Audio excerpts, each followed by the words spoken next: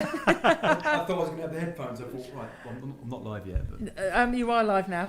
Yeah, we don't have to wear headphones. No, we don't really need to have headphones on. It just looks cool. Yeah, it's professional. Yeah, but it messes your hair up. But yeah, it messes your hair up terribly. I mean, anyway, how are you, Ben? Yes. Yeah, I'm okay. You know, getting on with it like everyone, I guess. You've been doing an amazing job. I mean, we've mentioned it every single show, and we've played your track there. But just to remind people, let you do it in your own words. What you've done, what you're doing. Okay, so sadly, I lost my dad to a disease last year, which called IPF, which is pulmonary fibrosis. So since then, I've been made an ambassador for the Pulmonary Fibrosis Trust. That's really cool. So did they approach you for that? Yeah, I mean, I was when I was grieving, you know, I was sort of sharing pictures of dad and stuff, and tagging them in posts, and they contacted me and said, "Do you want to be an ambassador?" And, you know, I'm over the moon about because I can do it in dad's memory, in dad's name, so it keeps him alive to me. Yeah. And it's just been it's been very, very eventful. We've had some celebrities get involved with helping tweet about it and talking about it in the Sunday Times, and it's just been a bit of a whirlwind. So. Fantastic. Is it actually? I mean, I hope you don't mind me asking this question, but is it actually helping you as well, sort of from a personal perspective? I don't know. It's funny because I was just talking to Ray about it, and me and my sisters are grieving, obviously, but we're doing it in totally different ways. So my sisters can't see pictures of Dad at the minute; they can't really talk about him without getting upset. But for me, every single day I'm looking at pictures, I'm sharing stuff about him, so he's constantly on my mind. Whether that's helping me grieve or whether it's delaying the grieving process, who knows? It's a tricky one because you kind of. My mum, I mean, just going back a long time, when my mum passed away, it was expected. She had ovarian cancer, and it was expected. But I didn't take the time to grieve. What I did is I carried on with my life. I had my kids were very young at the time. I was choreographing a show. I was working full time, and I just went hell for leather. I had the week whilst between that and the funeral, and then I just went hell for leather. And it wasn't until circumstances changed for me about 10 years ago now, and I was affected for other reasons that I realised that I hadn't grieved my mum. Yeah. So it's a kind of an interesting thing. It came out in a bit of counselling I did. Yeah. That it's was different for everybody, isn't it? Everybody grieves differently. That's just what I was about to say. You know, what's the right answer? There isn't a right answer. No, it's what works for you at the end of the day. And I don't know if it's working, to be honest. But how do you know if it's working? How do you know? I mean, it takes time. I mean, you lost your dad, and you still at times get. Yeah, I mean, was it just last week? I mean, I lost my dad 10 years. It was 10 years ago. Yeah. It was the anniversary a few days ago, actually. Yeah. And then it's just certain things, certain songs. Yeah, certain things set you off, don't they? So, Oh, definitely. Yeah. If you were to, if you play a certain song, I just crumble up on the floor. Yeah. We don't quite crumple up on the floor, but yeah, in a way, that's kind of nice, isn't it? I mean, it's upsetting, but at the same time, you're remembering them. So yes, exactly. There's a sadness, but a sort of softness and warmth about that song. That I know exactly what you mean. Yeah, and you're going to feel like that with your song there, which I do. I mean, I don't know how well it's going from the point of view of people buying copies and streaming and so on and so forth. But you've had a lot of artists who've asked you to. They've done covers of it, and they've done some amazing covers as well. That has just been phenomenal because it's interesting to see so many different styles. Yes, and the same song but different ways. Yeah, and it's totally different. Like for me, it's not so much a sad song, but it's got sad elements, I guess. The subject matter, but Jake Griffiths, do you hear that one that he did? And it was like, it's an upbeat song. You know, it's the same words, same chords, but the way he's done it is fantastic. Yeah, it's great. So tell us a bit more about the Pulmonary Fibrosis Trust as an ambassador. What kind of things are you doing? I'm obviously what does that involve? Created the song, and that's going out to raise money. But what else are you up to? So for me, my role in it is basically raising awareness because I can do that as a musician through the song. But there's a group of ambassadors, and we all, we do charity fun runs. I'll be organising a gig, which you two said you'd get involved with. Yeah, so I'm absolutely. that. So it's just basically because it's such a little known disease. Yeah, that's the problem with a lot of raising those things, no one's really heard of it. So a lot of people have contacted me saying, "I never heard of IPF. What is it?" And which is great because I can explain to them, and it's just trying to. I mean, ultimately, it's to try and get a cure because it's a terminal illness. The trouble is with anything which is little known, the funding is obviously a lot less as well, because people don't know about it. You have child cancer and that, and people know that instantly. Exactly. But with something that isn't as well known, it's a bit of an uphill struggle to start with. A little bit. And I think the COVID thing has affected it because they've lost, a lot of money. Through donations that they're trying to obviously get back to keep the trust going. Yeah, a lot of charities have suffered over this period. Hugely. But is it as a disease? I mean, I don't think I've ever asked you this, but as a disease, is it? Do they know what causes it? They so PF, pulmonary fibrosis, they know the cause. Which, right. There's so many different causes to list. I think there's about 800 causes. Wow. IPF, which Dad had, is idiopathic, which means they don't know what caused it. Right, it's okay.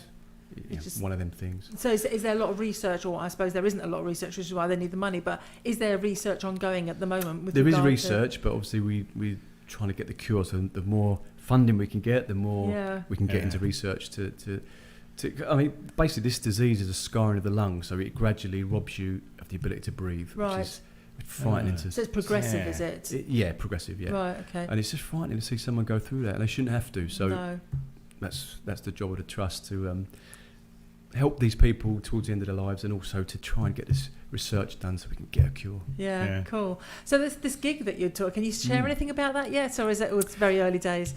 Early days, as in I don't know when it will be because of COVID. But I mean, we're going to go Club 85. We're going to have a day. I mean, from the afternoon onwards, and just get artists involved, and whatever we charge on the door, we'll go to the charity. Fantastic. Good day. Play some great music and have a good time and raise money for the charity at the same time. Look forward to that. Yeah, absolutely. Do we have to turn up? I thought you was hosting it. Oh, is that right? Yeah. She hasn't told me that, but she has, and it would be our honour. It'd be a pleasure. It'd be our honour and pleasure to host it. Yeah, great. Yeah. As long as you can put up with us for that amount of time. I'm going to put you down. Do you think you can put up with us for that long? Well, I won't be there. I'll be sort of milling around, so I can do you in small sections. So apart from this wonderful ambassadorial role, ambassadorship, I don't know which is right. Anyway, what else are you up to? Because you're always keeping yourself busy. Yeah, I'm quite busy. I mean, to be honest, this has been full on for me. I've not got a lot of time outside doing this at the minute, because when the single was released, it was just constant emails, and we managed to get involved with the American Trust. Oh, fantastic. Right. So I'm dealing with the English Trust and then the American Trust. So there's a guy in America called Mike Olson. Right. And he, I contacted him actually because the head of my trust told me about him. Okay. So I contacted him on Facebook. And he had IPF, but he had a lung transplant. So it's basically that's what was required to get rid of it. Well, it's the only way to survive IPF. Yeah, it's a lung transplant. Wow. So he's had that. So he's trying to raise awareness, obviously being an ex-sufferer of the disease, he knows what you go through. And so I'm working with him. We're trying to get onto Good Morning America at the minute. That'd be so cool. I know, can you imagine? So I mean, I'm involved with him and Bill Vick, who is the head of the Trust in America. So I'm involved with him. So it's just been fantastic, but full on. Yeah. So in America, has your song gone out to America? Are they? I mean, in as much as people are sharing it in America. Like Mike, like Bill, cool. For the trust. But if you share it here with the internet nowadays, it's worldwide anyway. Yeah. That's right. Yeah. We've had my friend in Norway, Ingvild, has shared it in Norway. That's fantastic. I've got friends in America. I've got friends in Australia. Danny Jeans, she's shared it. And it's just been overwhelming. Yeah. But it's lovely when friends support, maybe some even acquaintances, people you don't know that well. Yeah. Pick up on it and they want to support it. Yeah, and I guess going back to the grieving situation, I think it probably has helped me. Everyone getting involved and doing all this it's not for me, I know, but it's for Dad in my eyes and for the trust. So it's nice when you share like that. People are doing it because they care. Yeah, exactly, yeah. And that's has faith in humanity is restored somewhat. Exactly. Yeah, absolutely. Exactly. Yeah. So, but you started up a new band as well not that long ago, didn't you? I did. The Theorists. Do you have any time? When do you sleep and eat? Yeah, not much at the minute. Well, you clearly work. So do you have time for anything else?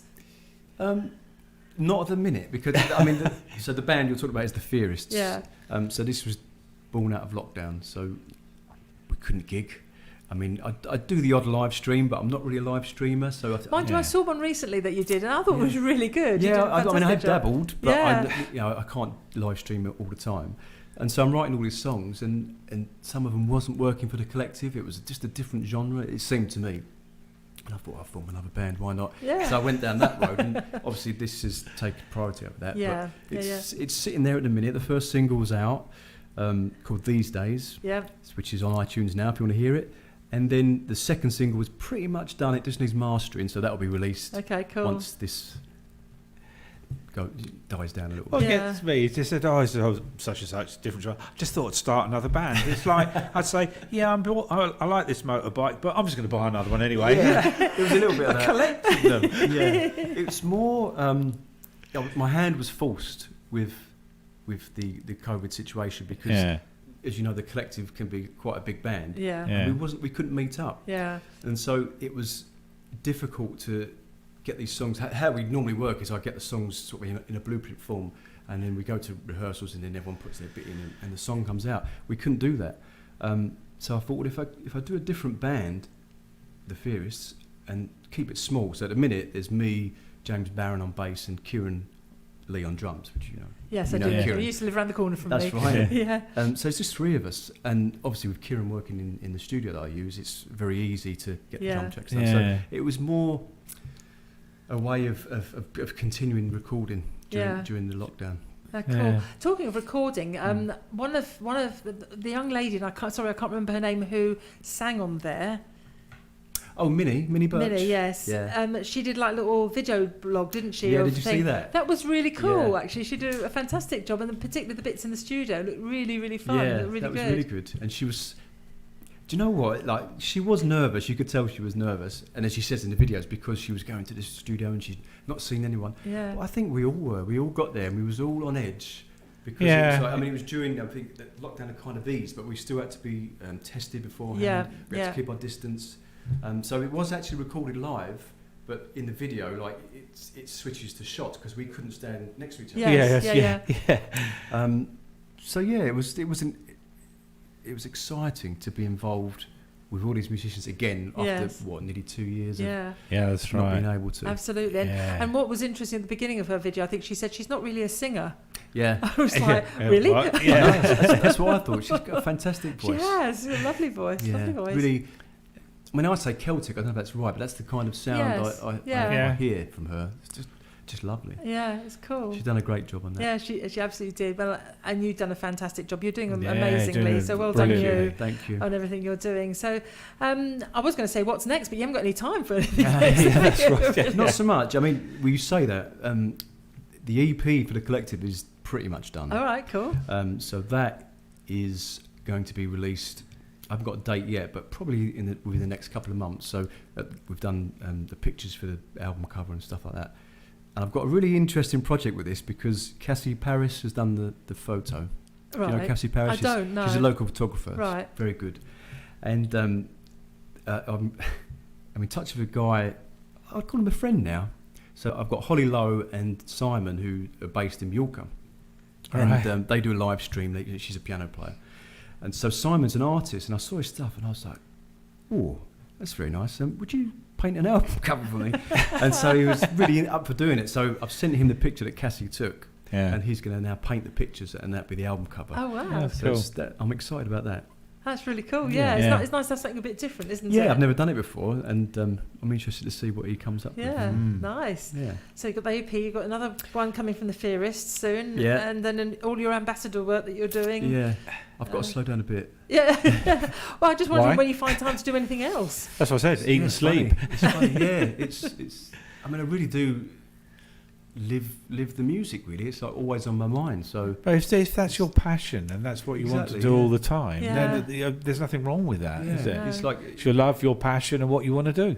Yeah, it's if I'm stuck in traffic, I've got a guitar next to me and I can't go anywhere. I play a song and write a song. And do you do these little voice notes people do? Yeah, totally. Yeah. You see, the only thing is, you're going down the motorway doing it, it worries other drivers. Yeah, I'd have to be stopped stationary in traffic. But yeah, like with the phone, the iPhone's been fantastic because you get all these ideas and you record them, and then when you get home, you can, obviously if you forgot, you can remember them. Yeah. So when you're not doing your own music, what do you listen to? Do you have favourite bands? I do actually. I might get slating for this because a lot of people have gone off them for some reason, but I've got into them again. U2. Okay. All right. I was really into them when I was a kid, and I kind of never not got into them, but it kind of waned off. And then just recently, I was just picked up Actung Baby again. I was like, this is the best album ever, and I can't stop listening to it. So it's not so much new music, but I go back to. Well, what's really interesting is a lot of bands are now coming back, aren't they? Yeah, and redoing music. I'm just Spandau Ballet, and I've got a 15-track album I think coming out soon. Of old material or new stuff. Oh wow! New stuff, that's what gets me. It's all the sudden new stuff, isn't it? From older bands. Yeah. Just played. Well, Tom Jones, he's got a new album out. I just played one of his, but it's based on music in his lifetime. You know, but new music for him. So it's really cool. Yeah, cool. Interesting. Well, thank you so much for joining us. Yeah, it's great to see you. You're our first guest back in the studio. I had to come You're number one. I had to come down to be the first guest. Numero uno Absolutely, guest after lockdown. Absolutely, it's great to have you here, and it's great to have you as our first guest back in the studio, our first day back in the studio as well. Could I say one thing? Absolutely, So what we're trying to push, so the single is called There, and we released it 2 weeks ago. If you can purchase, I mean, you can stream it on Spotify, but if you can purchase it from iTunes, it's just 79p. All that money goes to the trust. Right. And so we're just trying to get people to download. You don't have to listen to it. Just download it. It's a great track. I'm going to play it in a minute so people can hear it. So.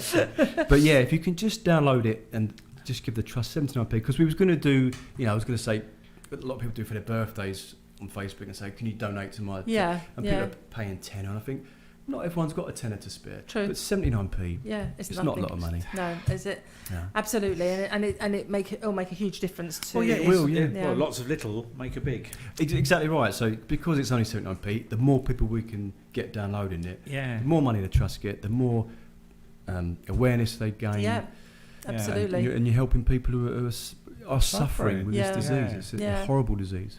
Yeah, absolutely. Well, thank you again for joining us. We're going to play There now, and thank you. Hopefully you'll be back soon, telling us all about your new album. And anytime. We'll have you definitely tell us how things are going. With contacts in America. If you get on Good Morning Britain, and all that kind of stuff. Good Morning America. You never know. Well, if you do, I'm going to tell all my friends in America to watch out for you. You've got quite a few friends in America. I have, because I used to work with. I've got a lot of ex-work colleagues out there. So awesome. Anyway, let's play There. This is Ben and Blair.